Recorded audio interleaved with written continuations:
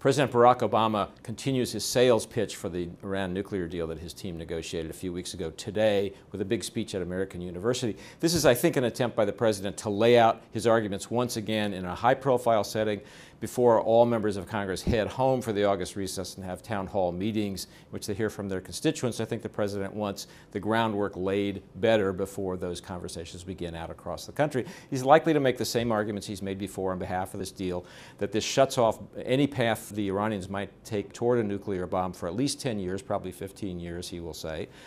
Secondly, the U.S. will know plenty about what the Iranians are up to because of an inspections regime. And third, at the end of the deal, the U.S. won't be any worse off, and the international community won't be any worse off with regards to Iran's nuclear program than it is now, and maybe better off because we will know more. That's in any case the argument that he's going to make.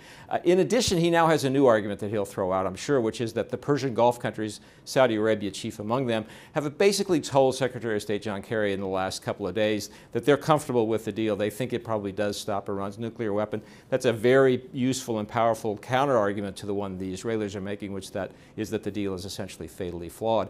In the long run, the president knows that he's going to have a close call in Congress. Congress may pass a resolution disapproving of the deal. The president will veto that. He's probably going to have to get this deal through by having enough votes to sustain a veto. That means he's relying on Democrats, and Democrats in the House in particular, to stay with him on the deal, or at least to uphold his veto of a resolution disapproving it. Those are the people to watch in August and in September.